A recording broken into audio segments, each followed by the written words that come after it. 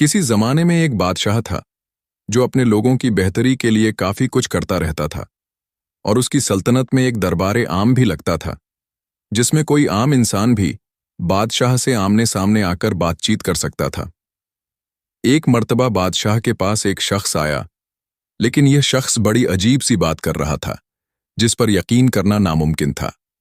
बादशाह सलामत भी माथे पर बल डालकर उसे देखने लगे कि आखिर क्या यह अपने होशो हवास में है या नहीं, क्योंकि जो कुछ यह कह रहा था क्या वाकई उस पर यकीन करना चाहिए था या फिर उसे सिर्फ एक पागल इंसान समझकर दरबार से भगा देना चाहिए था।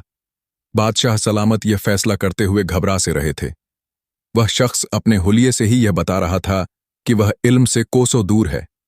बादशाह सलामत ने उस शख्स की पूरी बात सुनी और उससे कहने लगे कि तुम अभी बैठो, हम बाकी मामला सुलझा लें, फिर तुम पर गौर करेंगे और तुम्हारी बात को ध्यान से सुना जाएगा। लेकिन वह बादशाह सलामत के करीब आकर कहने लगा कि मैं जो कह रहा हूं सच कह रहा हूं, मेरी बात पर यकीन कीजिए। मैं बहुत लंबा सफर तय करके यहां तक आया हूं कि आप मुझे कोई ऐसा मशवरा देंगे, ऐसा फैसला सुनाएंगे कि मेरी परेशानियां खत्म हो जाएंगी। बादशाह सलामत ने उसे सिर्फ हाथ से ही इशारा दिया कि तुम बैठो। उसके बाद एक एक करके लोग बादशाह के पास आने लगे और अपने अपने मसाइल बताने लगे। बाज लोगों के मसाइल तो इतने छोटे होते थे कि वह खुद भी सुलझा सकते थे, लेकिन यह बादशाह का अखलाक ही था कि लोग अपने छोटे छोटे मसलों के हल के लिए भी बादशाह सलामत के पास चले आते थे। बादशाह ने सबकी बातें सुनी, फैसले किए और दरबार खाली हो चुका था। सब लोग जा चुके थे। अब दरबार में कुछ खास दरबारी, वजीर और बादशाह सलामत ही मौजूद रहे थे। वह शख्स एक मर्तबा फिर उठा और बादशाह के सामने आकर बैठ गया। बादशाह ने इस मर्तबा उससे कहा कि क्या तुम सच कहते हो? क्या तुम्हारी बीवी इस किरदार की है कि एक ऊंट और इंसान के बीच भला ऐसा ताल्लुक कायम हो भी कैसे सकता है? तुम्हारी बात सुनकर मुझे तुम्हारी दिमागी हालत पर कुछ शक होने लगा है। क्या तुमने यह सब कुछ अपनी आंखों से देखा है? यह सुनकर वह शख्स रोने लगा, कहने लगा कि मुझ ऐसा बेबस इंसान भी क्या इस दुनिया में होगा जो अपनी आंखों के सामने अपनी बीवी को ऊंट के साथ यह सब कुछ करते हुए देखता रहा, लेकिन फिर भी कुछ बोलकर उसे मना नहीं कर सकता, क्योंकि मेरी बीवी मुझे आगे से ऐसी बातें सुनाती है जैसे मैं उसका शौहर नहीं बल्कि उसका गुलाम हूं, सिर्फ और सिर्फ मेरी एक कमी की वजह से। इतना कहकर वह शख्स एक मर्तबा फिर दहाड़े मार मार कर रोने लगा था। फिर कहने लगा, बादशाह सलामत में शादी नहीं करना चाहता था, क्योंकि मैं शुरू से ही जानता था कि मैं नामर्द हूं। मैं कभी भी एक औरत को खुश नहीं रख पाऊंगा, ना ही कोई औरत मेरे साथ अपनी सारी जिंदगी गुजार पाएगी। मेरे पास कोई ज्यादा धन दौलत भी ना थी। जो कोई औरत मेरे धन दौलत देखकर अपना सब कुछ छोड़कर मेरे पास आ जाएगी। शक्ल और सूरत भी मामूली थी। वजह यह थी कि मेरे वालिद का इंतकाल हो चुका है और मेरी माँ और 2 बहनें ही घर में रहती थीं। मैंने जवानी की दहलीज पर कदम रखा था तो वह मेरी शादी के ख्वाब देखने लगी। बहनों की यही ख्वाहिश होती है कि वह अपने भाइयों की शादी देखें, उनके साथ शादी की रस्में निभाएं और खूबसूरत सी भाभी घर लेकर आए। मेरी बहन भी यही चाहती थी। हम जब भी बैठते मेरी शादी का ही जिक्र छिड़ जाया करता था। अब तो मेरी माँ भी मुझे ऐसे मजाक कर दिया करती कि मैं शर्मसार होकर रह जाता, लेकिन मैं उन्हें बताने से कतरा था कि मैं शादी करने के काबिल नहीं हूं। एक मर्तबा मेरी वालिदा मेरा रिश्ता लेकर खानदान की ही एक लड़की के पास गई। मैं घबरा रहा था, अपनी वालिदा को बताने की कोशिश भी की, लेकिन शर्म और हया आड़े आ जाती। मेरे पास वह अल्फाज नहीं थे जिनसे मैं अपनी वालिदा को बता पाता कि मैं तो नामर्द हूं। मेरी यह खामोशी थी जो शायद मुझे आज इस नौबत ले आई है।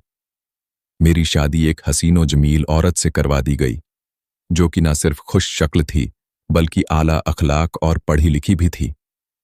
उसे देखकर तो जैसे मैं उसका दीवाना सा हो गया। मैं तो वैसे ही उसके सामने खुद को कमतर समझने लगा था। वह मेरे कमरे में दुल्हन बनी बैठी थी और मैं झिझक हुए उस कमरे में जा नहीं पा रहा था। मेरी बहनें और मेरी माँ बेहद खुश थीं। मैं उस कमरे में चला भी गया। मुझे यूं झिझक और शर्माते देखकर मेरी बीवी मुझ पर तंज करते हुए कहने लगी कि मैं औरत होकर जब नहीं शर्मा रही तो आप मर्द होकर किस लिए शर्मा रहे हैं। मैंने गहरी सांस ली और उससे कहने लगा कि यह भारी लिबास तब्दील करके आराम कर लो, थक चुकी होगी। और खुद भी मैं करवट लेकर सो गया। मेरी बीवी यह सब देख रही थी और शायद समझ भी रही थी, लेकिन मैं चाहकर भी कुछ नहीं कर पा रहा था। धीरे धीरे मेरी बहनों की भी शादी हो गई। वह अपने अपने ससुराल में जाकर अपनी जिंदगी हंसी खुशी गुजारने लगी। वक्त ऐसा आया कि मेरी वालिदा का भी इंतकाल हो गया। मेरी बीवी तब तक तो ठीक रही थी जब तक मेरी बहनें और मेरी माँ उस घर में थीं, लेकिन जब घर में सिर्फ मैं और मेरी बीवी रह गई तो उसका रवैया भी मेरे साथ बदलने लगा था। एक रोज वह मुझे कहने लगी कि अगर मुझे पता होता कि तुम नामर्द हो और तुम कुछ करने के काबिल ही नहीं हो तो मैं कभी भी तुमसे शादी नहीं करती। मेरा तो यही जी चाहता है कि मैं तुम्हें छोड़ दूं, तुमसे तलाक ले लूं। मगर मसला यह था कि हमारे यहाँ पिछले 7 पुश्तों से किसी ने भी तलाक नहीं ली, बल्कि हमारे यहाँ यह एक बुरा काम समझा जाता है। मैं बिल्कुल ही अपनी बीवी के सामने कमजोर हो चुका था। वह मुझे बातें सुनाती रही, तंज करती रही, मेरी मर्दानगी पर जुमले कसा करती और मैं सिर्फ उसके लिए सब कुछ सुनता रहा, क्योंकि वह जो भी कहे सच ही तो था। मैंने ही तो उसकी जिंदगी बर्बाद की थी। अगर अपनी माँ को बता देता कि मैं शादी करने के लायक नहीं तो शायद आज यह नौबत तो ना आती। एक रोज मैंने ख्वाब में ऊंट को देखा तो सोचा कि क्यों ना एक ऊंट खरीद लिया जाए। मेरे पास इतनी रकम जमा हो चुकी थी कि मैं एक ऊंट खरीद सकता था।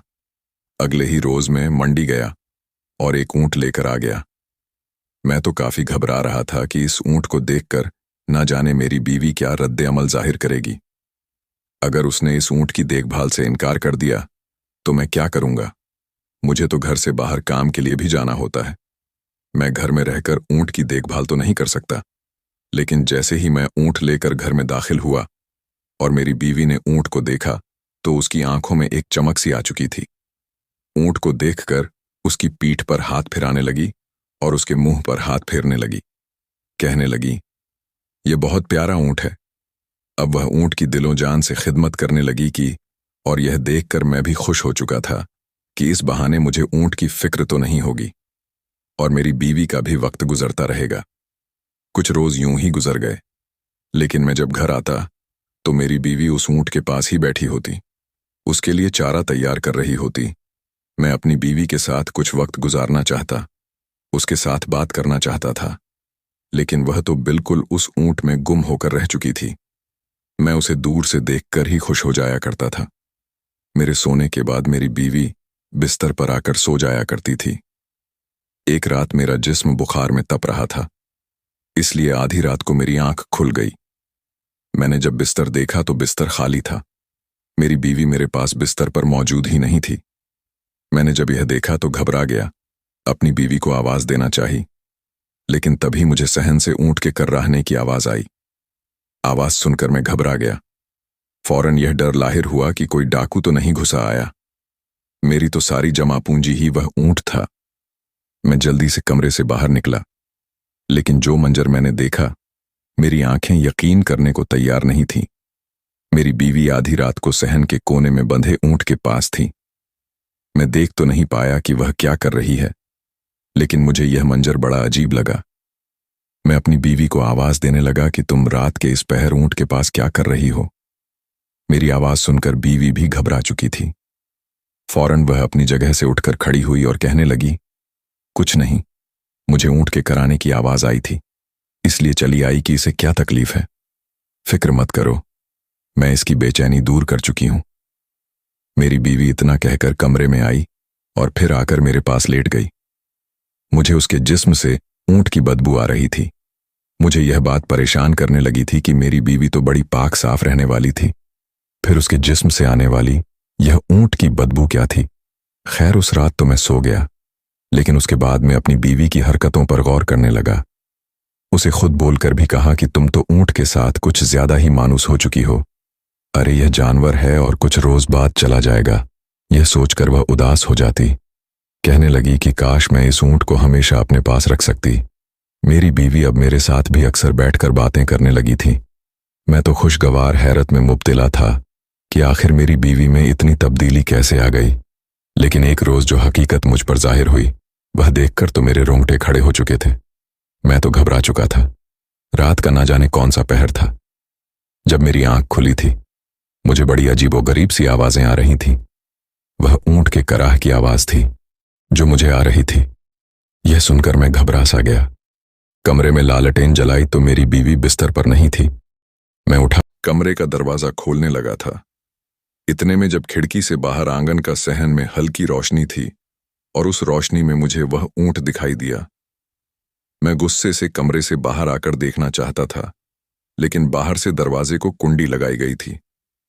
यहां तक कि मैंने चिल्लाकर अपनी बीवी का नाम भी पुकारा कि दरवाजा खोलो, ये क्या कर रही हो तुम। लेकिन उसने मेरी आवाज पर कान नहीं धरे। कुछ देर बाद वह खुद ही कमरे में आई थी और मैं सिर्फ और सिर्फ अपनी इज्जत की खातिर खामोश रहा था, क्योंकि अगर मेरी आवाज घर से बाहर जाती तो बेइज्जत में खुद ही होता कि मेरी बीवी ऊंट के साथ यह गलत हरकत कर रही है। बहरहाल बीवी ने दरवाजा खोला और बिस्तर पर जाकर सो गई। चंद रोज बाद मेरी बीवी की तबीयत में काफी तब्दीलियां आने लगीं।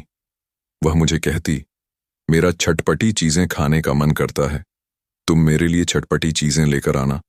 मेरी बीवी की फरमाइश थी। वह भी पहली मर्तबा यह सुनकर मैं खुश हो गया। वह जो कहती उसे लाकर देने लगा। कभी वह उल्टियां करने लगती। मेरी बहनें उन दिनों मुझसे मिलने के लिए आई हुई थीं। उन्होंने जब अपनी भाभी की यह हालत देखी तो वह मुझे मुबारकबाद देने लगी। कहने लगी कि हमारे घर में खुशखबरी आने वाली है। मैं तो घबरा चुका था। आखिर यह सब कैसे मुमकिन था।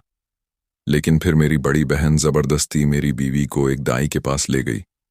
दाई ने यह तस्दीक भी कर दी कि सच में मेरी बीवी हामिया हो चुकी है। मेरी दोनों बहनें तो खुशी से बेहाल हो चुकी थीं।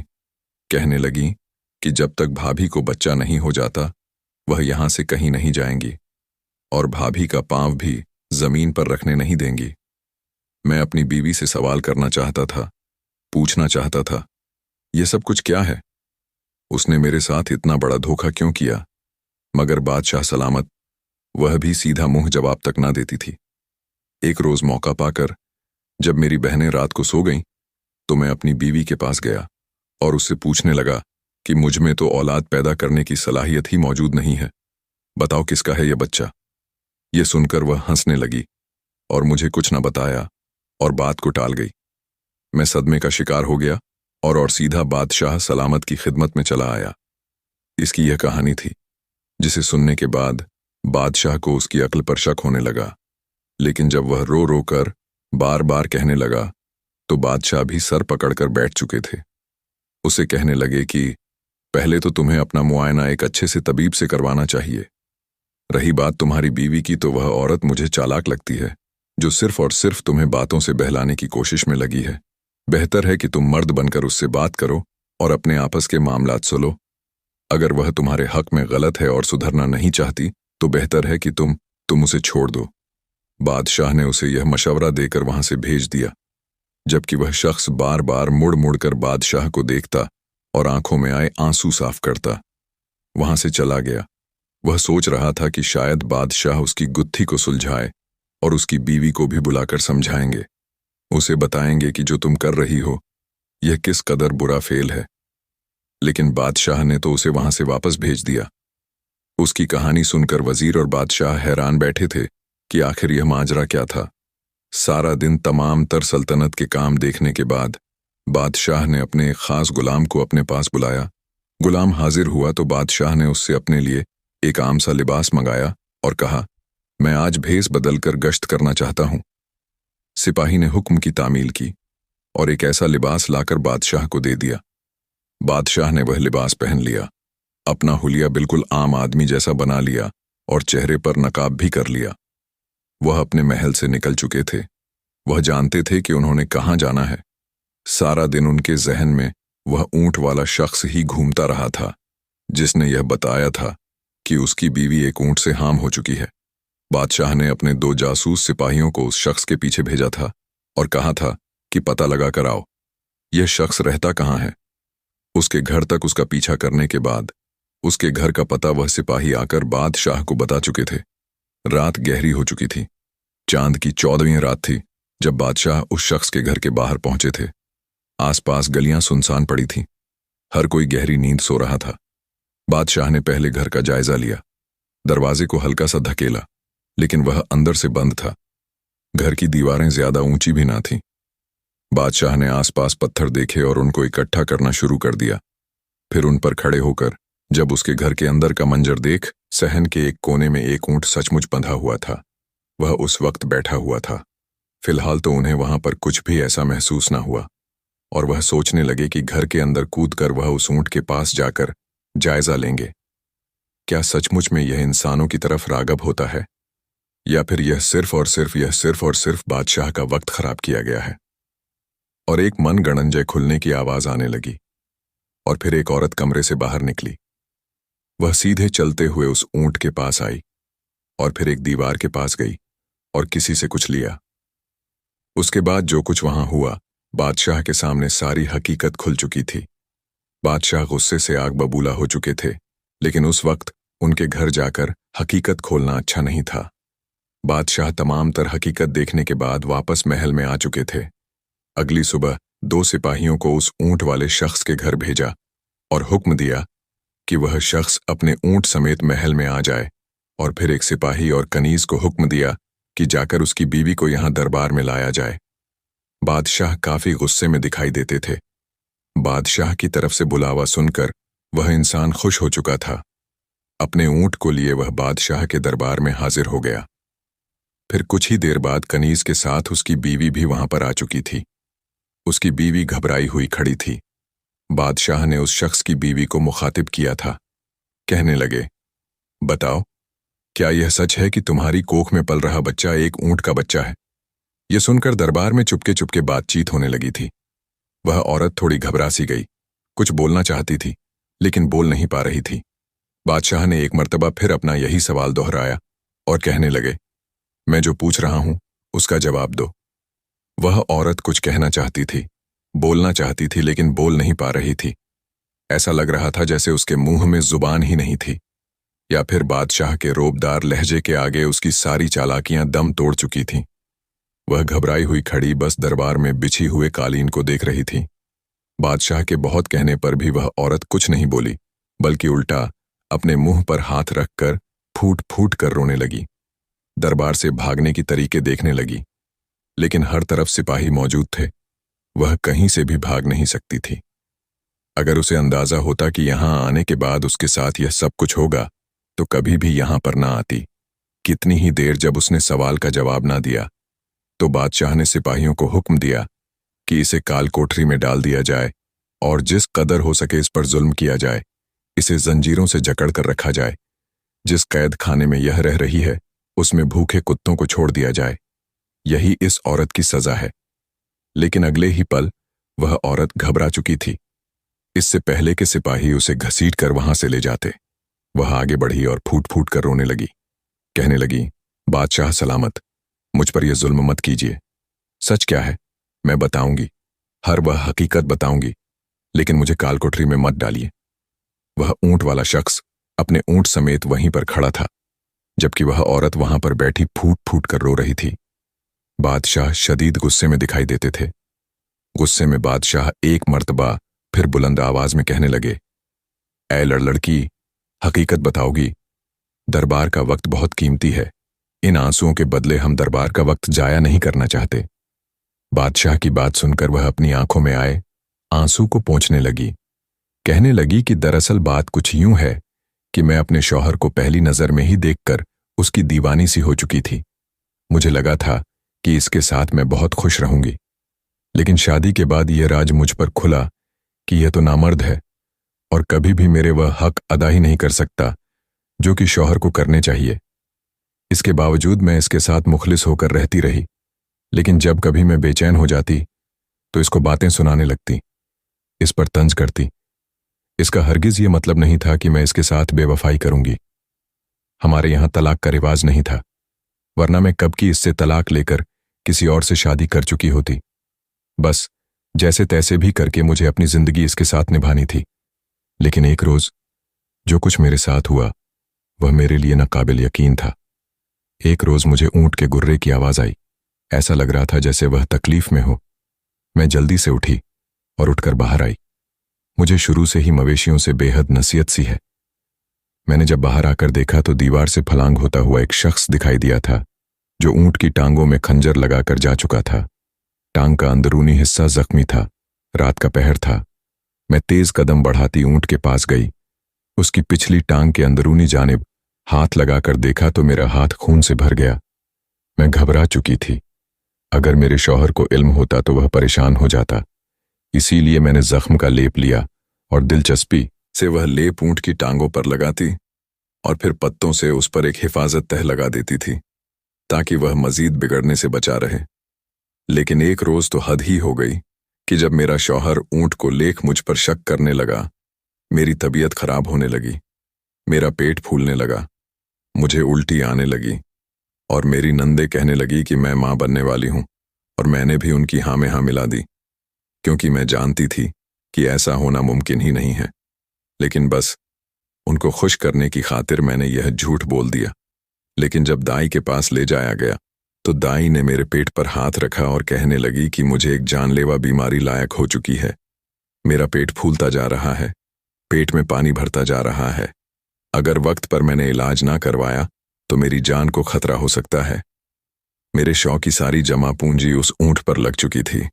यूं मेरा शौहर मुझ पर शक करने लगा। मुझसे कहने लगा कि यह बच्चा किसका है। दाई ने बता रखा है कि इस भी बीमारी का वक्ती तौर पर इलाज किया जा सकता है, लेकिन यह बीमारी जड़ से खत्म नहीं की जा सकती। वैसे भी यह जिंदगी क्या चीज है। मैं जिंदगी से थक चुकी थी, इसीलिए शौहर को नहीं बताया और उसके साथ मजीद बिगाड़ करने लगी थी ताकि मैं इस बीमारी से मर भी जाऊं तो मेरे शौहर के दिल में मेरे लिए कोई जगह ना बची हो, बल्कि वह मुझे बुरा ही समझता रहे। बादशाह के सामने वह औरत हकीकत बोल चुकी थी। बादशाह ने उसी वक्त सिपाहियों को हुक्म दिया कि जाओ और शाही तबीब की बीवी को बुला कर लाओ। शाही तबीब की बीवी भी वहां पर आई और उसने उस औरत का मुआयना किया। उसने भी यही तस्दीक की थी कि इसे यह बीमारी है जो यह बता रही है। बहरहाल उस औरत का शौहर तो बेयकीनी से अपनी बीवी को देख रहा था जो हकीकत बोल चुकी थी। उसे अब अपनी अक्ल पर शर्मिंदगी महसूस हुई थी और अपनी बीवी की बीमारी का जानकर उससे कहने लगा कि तुमने मुझे क्यों नहीं बताया। शाही तबीब के पास इस बीमारी का इलाज था। उसका कहना था कि इस बीमारी का इलाज भी मुमकिन है। रही बात उस रात की, तो बादशाह सलामत ने अपनी आंखों से देखा था। वह औरत रात में ऊंट के पास आई थी और उसकी टांगों के पास बैठकर उसे एक मरहम लगाती थी। मरहम लगाने के बाद वह साथ वाले घर की दीवार पर चढ़कर बैठ गई थी और फिर दूसरी जानिब से एक औरत ने उसे दवाई दी थी। वह इसे फौरन पी गई और वापस अपने कमरे में आ गई, क्योंकि घर बहुत छोटा था और उस औरत की नंदे और शौहर यहीं पर मौजूद थे। अगर वह दवा घर में रखती तो उसके शौहर को शक हो सकता था। यही वजह थी कि वह छुपकर अपना इलाज करवा रही थी। हकीकत खुल चुकी थी। बादशाह ने दोनों की कहानी सुनने के बाद यह फैसला सुनाया कि तुम दोनों का इलाज शाही तबीब और शाही तबीब की बीवी करेंगे। उसके बाद कई महीनों तक दोनों मियां बीवी का इलाज होता रहा और दोनों ही अल्लाह के फजल से सेहतयाब हो चुके थे। सेहतयाबों के बाद वह दोनों बहुत खुश थे। इलाज के बाद वह दोनों खुशी खुशी अपने घर की तरफ रवाना हो गए। तो दोस्तों, आज की वीडियो में इतना ही। इस वीडियो को लाइक करना बिल्कुल ना भूलें और चैनल को सब्सक्राइब करके बेल आइकॉन भी दबा दें। वीडियो देखने के लिए शुक्रिया।